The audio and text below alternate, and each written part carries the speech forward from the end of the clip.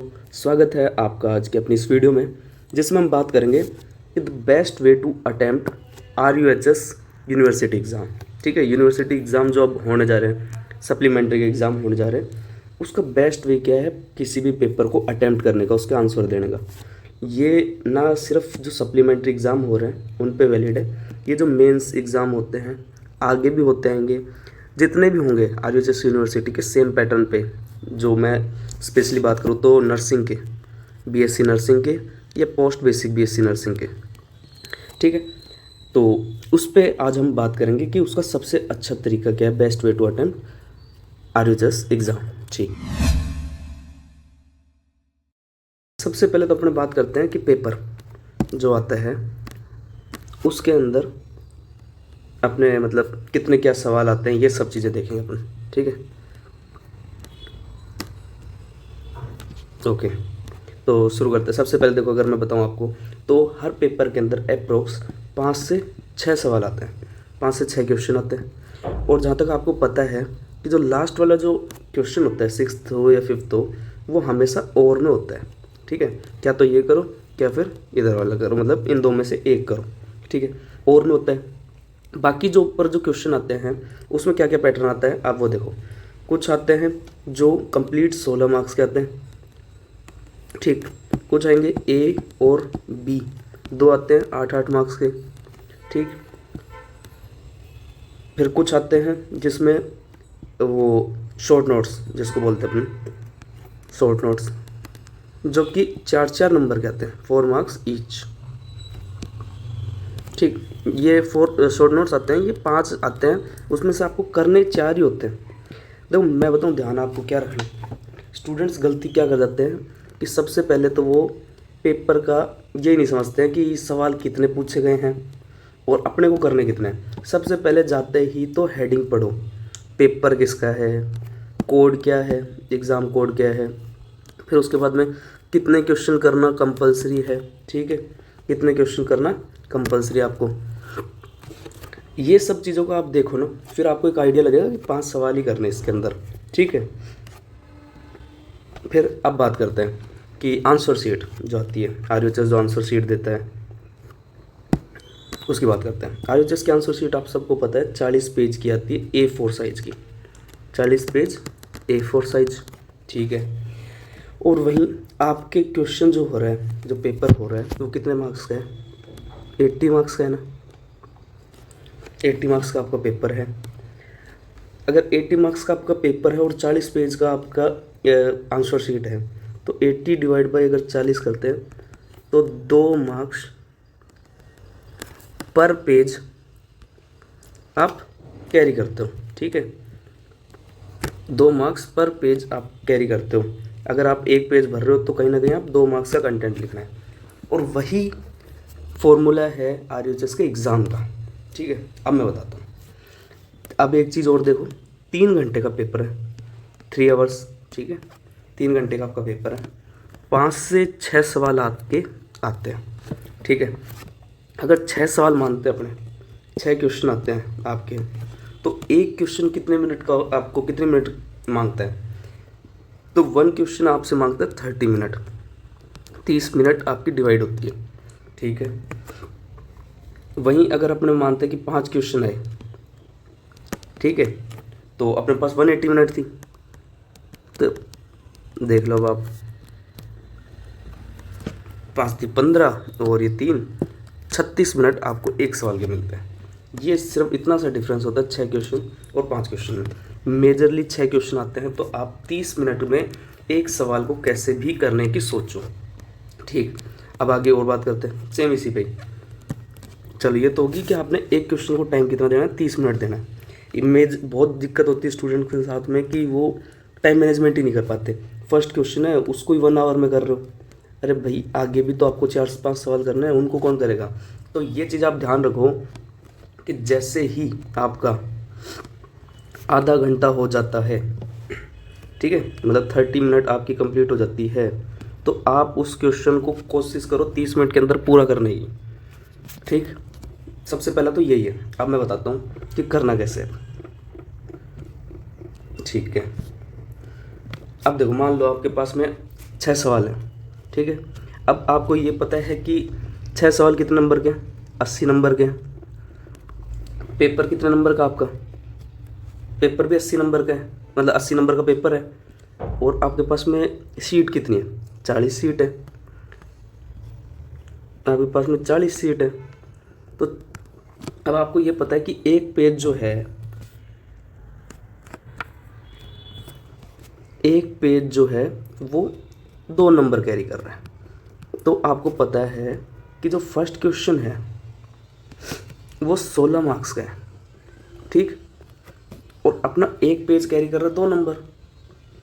तो आपको एक आइडिया तो मिल गया क्या चीज़ का, कि जो आपका एक क्वेश्चन है वो कितने पेज में भरा जाएगा? Minimum 8 page. मतलब कि 8 पेज भरोगे तब आप 16 नंबर का कंटेंट लिखोगे, ठीक है। अब मानो अब इस चीज़ को आप कि आपने लिखना स्टार्ट किया, ठीक। पहला क्वेश्चन है, दूसरा है, तीसरा है, चौथा है, पांचवा है। मैं नहीं कहता देखो सबसे 40 के 40 पेज भरे जाएंगे, पर मैं बताता हूँ भरे कैसे जाएंगे। देखो आप सुनो, अब इसमें से आपको थर्ड क्वेश्चन है, ये थोड़ा सा ज़्यादा अच्छा आता है, ठीक है। ये ज़्यादा अच्छा आता है, ये वाला क्वेश्चन जो है ये स्टार मार्क्स। एक ये अच्छा आता है, एक फिफ्थ क्वेश्चन है ये अच्छा आता है। अब सबसे पहले आप स्टार्ट क्या करोगे कि आपको करना क्या है, सबसे पहले थर्ड क्वेश्चन को स्टार्ट करना है। पेपर की जो आपकी आंसर स्टार्ट होगा वो थर्ड क्वेश्चन से होगा। तो इसकी प्रायोरिटी आपने फर्स्ट कर दी, इसकी प्रायोरिटी आपने कर दी सेकंड। अब ये आपको पता है कि देखो ये तो दोनों मेरे अच्छे हैं, इनमें तो मेरे से चाहो जितना लिखवा लो, 8 के 9 पेज लिखवा लो, 10 लिखवा लो। पर वहीं आपको पता है कि मेरा सेकंड थोड़ा वीक है, इसमें मैं 7 ही पेज भर पाऊँगा, 6 पेज भर पाऊँगा। फोर्थ क्वेश्चन है ये थोड़ा मेरा वीक है, इसमें भी वही मैं 6-7 पेज ही भर पाऊँगा।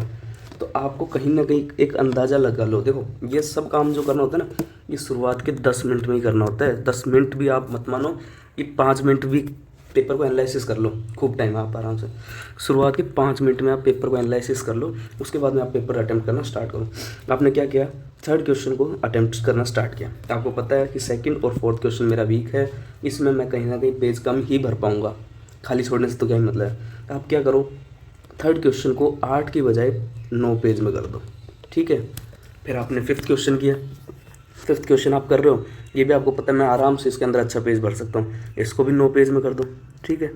तो आपने 2 पेज की तो प्लस यहीं पे लेके चल ली कि जहाँ 16 पेज भरने थे वहाँ पे आपने कितने भर दिए, 18 पेज भर दिए, ठीक है। अब होगा क्या, अब आप आगे चल रहे हो कि फिर आपने फर्स्ट किया, थर्ड किया, तो ऐसे करके आप लास्ट तक दो घूम फिर के अपने को शुरुआत में लगता है कि 8-8 पेज भर दूंगा, पर भरे जाते हैं कम। तो अब आप क्या लास्ट में आके जैसे करोगे, पहले पेज में 9 पेज भर दिए, फिर आपने 7 भर दिए, फिर थर्ड क्वेश्चन में फिर आपने ये मतलब 9 भर दिए, ठीक है। ऐसे करके 7, 6 और कितने हो गए, 9, ऐसे भर दिया आपने।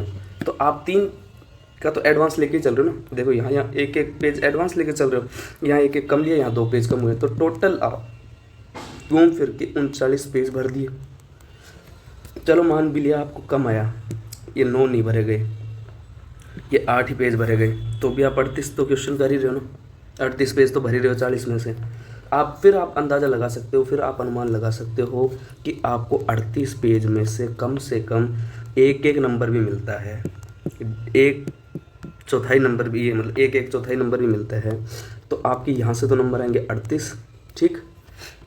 और 38 के ये करते हैं अपने, तो लगभग यहाँ पे आपको नंबर मिल जाएंगे।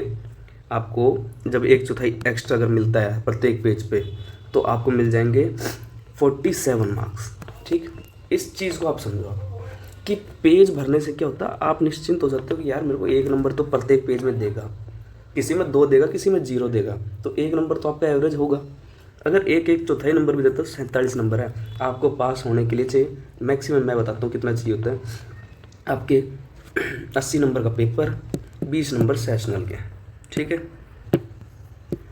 कहीं ना कहीं आपको ये तो पता चल गया कि 80 नंबर का आपका पेपर है, 20 नंबर आपके सेशनल के मिलते हैं। तो अब आप देखो आपको लाने कितने हैं, कॉलेज से आप कितनी उम्मीद करोगे, अच्छे हो, बढ़िया हो, 18 दे देंगे, 20 दे देंगे, 16 दे देंगे, 17 दे देंगे, पर लोवेस्ट टू लोवेस्ट आपको कितना मिलेगा, मैं बता रहा हूँ, कम से कम आप उम्मीद इतनी रखा करो, ज़्यादा उम्मीद करोगे नुकसान है। 15 नंबर की आप उम्मीद रखो कि कॉलेज हमें 15 नंबर देगी। अब 80 में से आपको पास होने के लिए 100 में से कितने नंबर लाने पड़ते हैं आपको अगर पता हो तो 100 में से आपको लाने पड़ते हैं 50 नंबर। ये 50 नंबर आपको मिनिमम लाने पड़ते हैं, जब ग्रीस नहीं लगे पास हो जाओ, सिंपल। ठीक है, तो आपको इधर से 15 मिले तो इधर से कितने लाने पड़ेंगे, 35 नंबर। ठीक, अब 35 तो आपको कम से कम लाने ही हैं। ये नहीं कि 36 की उम्मीद में बैठे हो कि 37 दे देगा, 38 दे देगा, नहीं, 35 तो मैं कह रहा हूँ मिनिमम। अगर ज़्यादा ही आपने कॉलेज में ज़्यादा ही शरारत वगैरह करी हो, ज़्यादा ही नाम खराब हो आपका, तो आपको हो सकता है कि इससे भी कम नंबर मिल जाए। पर ये मैंने रोस्ट मतलब सबसे कम सिनेरियो में ये मानना है कि 15 से कम कोई नहीं देगा। तो आप यहाँ तो लेके आए 15 और इधर से लेके आ रहे हो 35। तो देखो मैंने यहाँ आपको जुगाड़ तो बता ही दिया, 38 नंबर होगा तो मिनिमम 38 नंबर होगा तो जुगाड़ बता ही दिया। तो उस तरीके से आप कभी भी फेल नहीं होगे। ठीक है, पेज भरने का यही है, जो क्वेश्चन बेस्ट आता है उसमें 8 की बजाय 9-10 पेज भरो, जो क्वेश्चन कम आता है उसमें 8 की बजाय 5-6 से काम चला लो। पर 5-6 की वजह से जो पेज कम भरे गए 3 और 2, इनको इनमें कवर अप करो, तभी आपको कहीं ना कहीं नंबर मिलेगा। अब जो मैं एक चीज़ और बताने वाला था, पेज भरे कैसे जाएंगे, लिखते लिखते तो आप ऐसे थक जाओगे, लिखते लिखते थक गए, कितना लिखोगे। मैं बताता हूँ पेज कैसे भरे जाते हैं, चलो। ठीक, अब ये देखो, ये एक फ्लो चार्ट है। ठीक है, ये एक फ्लो चार्ट है। इसमें जैसे मानना एक एग्जांपल दिया हुआ है कि लैंप काम नहीं कर रहा, लैंप डजेंट वर्क, सीधी बात। लैंप को लगाया, प्लग इन लैंप, ठीक है, ठीक। Bulb burn out, yes burn out हो गया तो रिप्लेस कर दो बल्ब को या फिर रिपेयर कर दो। ठीक है, ये मतलब एक तरीके से आप ये देखो, इसमें आप इजीली समझ जाओगे एक फ्लो चार्ट की वजह से। पर आप ये देखो, इसने कम से कम 15 लाइनें खा गया, ये बनाने में आपने 15 लाइनें खा गए। वहीं एक स्टूडेंट है जो ये कहता है मैं तो लिख के आऊँगा, इसको मत देखना, ये तो सिंपल सी लाइन है। ठीक है, वो ये कहता है कि मैं तो लिख के इस चीज़ को समझाऊंगा। पहली बात तो आप देखो, एट्रैक्टिव कौन सा लगेगा आपको पता है, एट्रैक्टिव लगेगा फ्लो चार्ट। और वहीं एक स्टूडेंट लिखता है कि lamp doesn't work, check if the lamp is plugged in, if no plug in the lamp, if lamp plug in तो लैम्प बर्न आउट है तो बल्ब को रिप्लेस कर दो। ठीक है, ये है। अब सेम चीज़ आप देखो, इसने कितनी लाइनों में कर दी, 6 लाइनों में इसने कर दी, और ऊपर एक स्टूडेंट है वो 15 लाइन में किया है। भाई सीधी सी बात है, लिखने को आप कितना लिख दोगे, एक ही सवाल पे 8 पेज भरोगे, पता नहीं कितनी लाइनें भरोगे आप। तो वहीं आपको क्या करना पड़ता है, फ्लो चार्ट का भी मदद लेना पड़ता है, फ्लो चार्ट की मदद लो। ठीक है, डायग्राम बनाओ, देखो सिंपल से कुछ डायग्राम बनाने होते हैं। कन्वर्जेशन है, ठीक है, कि ये एक पर्सन है, इसके बीच में कन्वर्जेशन है। ठीक है, तो ये मान लो ये ऑर्डर दे रहा है, ठीक है, या फिर कमांड दे रहा है और ये उस कमांड को फॉलो कर रहा है। तो ऐसा इस चीज़ को आप ऐसे शो कर सकते हो ना कि कमांड की कोई भी साइकेट्री के अंदर यूज़ ले सकते हो या फिर किसी के अंदर भी। सेम इसी तरीके से आप और भी जगह यूज़ ले सकते हो। जहाँ आपके पास में कम्युनिटी आ गई तो कम्युनिटी के अंदर आप ये बता सकते हो कि सबसे बढ़िया होता है होस्ट इन्वायरमेंट ये सब। तो जैसे मान लिया कि ये है पॉजिटिव एजेंट, इसने अटैक किया कम्युनिटी के ऊपर, कम्युनिटी से क्या बन के आ गए, पेशेंट्स। ठीक है, ठीक है, अब उसके आउटकम लिख दो, क्या क्या आउटकम हो रहे हैं। ठीक है, पॉजिटिव एजेंट है या फिर एपिडेमियोलॉजी, ये सब जो भी होता है, ये सब आप इस तरीके से कोशिश करो आप डायग्राम के थ्रू इस चीज़ को समझा सको। इस बार अपने जैसे चैप्टर सब्जेक्ट अगर 4th ईयर में बात करूँ तो OBG, CHN, रिसर्च मैनेजमेंट। ठीक, अब ये जो रिसर्च मैनेजमेंट हैं तो इनमें सब में क्या होता है, एक सीक्वेंस से सारा काम चलता है। तो मैनेजमेंट में क्या होता है कि मटेरियल मैनेजमेंट है, तो मटेरियल मैनेजमेंट में आप एक फ्लो चार्ट बनाओगे कि सबसे ऊपर होता है सुपरवाइजर या फिर जो भी देखता है कि क्या क्या चीज़ों की आवश्यकता है, एक नीचे होते को वर्कर जो कि सामान को हैंडल करते हैं, मैनेज करते हैं, वो सब हो गए। ऐसे करके आप पूरा एक फ्लो चार्ट बनाओ। देखो मैं क्या कहता हूँ, ऐसे करो आप, ये आपकी एक नोटबुक है, इधर तो आपने बना दिया फ्लो चार्ट, ठीक है, इधर ये फ्लो चार्ट बना दिया, ठीक है, और इधर इसको एक्सप्लेन कर दो, ये ऐसे इसने ये किया, इसकी ये, ठीक है। इस तरीके से आप करो। इस तरीके से अगर आप पूरा पेपर को सोल्व आउट करोगे तो मैं गारंटी देता हूँ आपको ना तो इंपॉर्टेंट क्वेश्चंस की इतनी ज़रूरत पड़ेगी ना, आपको कहीं ऐसे ज़रूरत पड़ेगा कि मैं कैसे पेपर अटेम्प्ट करूँ। इससे ज़्यादा अच्छे से आपको कोई नहीं बता सकता, क्योंकि ये मेरा 4 साल में अप्लाइड फॉर्मूला है। अब बात करते हैं इम्पोर्टेंट क्वेश्चन की। मोस्ट इम्पोर्टेंट क्वेश्चन कब आएंगे, ठीक है। तो मोस्ट इम्पोर्टेंट क्वेश्चन मेजर हमारा फोकस रहेगा 4th ईयर के ऊपर। क्यों?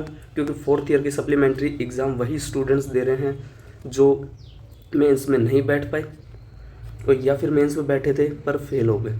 तो अब इनका नुकसान क्या हो रहा है कि इनके RN नंबर नहीं आ रहे हैं, RN नंबर नहीं आ रहे, ठीक। ये ऑलरेडी 5-6 महीने लेट चल रहे हैं खुद के बैच से ही, ठीक। और हर निकलते महीनों में एक एग्ज़ाम आ रही है स्टाफ नर्स की, ठीक है। तो इन स्टूडेंट्स के लिए सबसे ज़्यादा ज़रूरी है कि ये इस अटेम्प्ट के अंदर एनी हाउ पास हो। तो इनके लिए मोस्ट इम्पोर्टेंट क्वेश्चन हमारी तरफ से जल्दी ही आने वाले हैं।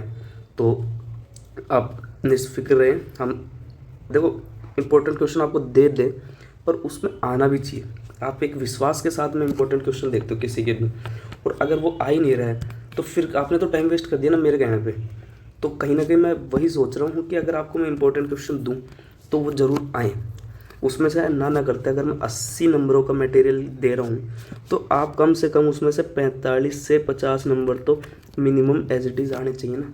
तब तो मेरा पढ़ने वाले का मतलब इम्पोर्टेंट क्वेश्चन देने का मतलब है, नहीं तो फिर कोई मतलब नहीं है। आप भी कहीं से भी उठा के कुछ भी पढ़ सकते हो। और 80 में से 45 से 50 यानी कि अगर मैं आपको 6 क्वेश्चन का अगर मटेरियल दे रहा हूँ तो कम से कम 3 से 4, ये मैक्सिमम मान लो, कोई भी देखो फिक्स नहीं दे सकता, 3 से 4 क्वेश्चन आने चाहिए। तो अगर 3 क्वेश्चन सही आते हैं तो आप कितने मानोगे नंबर, कितने नंबरों का सवाल आ रहा है? 48 मार्क्स का एज इट इज़ आ रहा है, ठीक है। और वहीं पे ही अगर मैं आपके 4 सवाल आपके सही आते हैं तो आप ये मान के चलो 64 मार्क्स का आपका कंटेंट आ रहा है, ठीक है।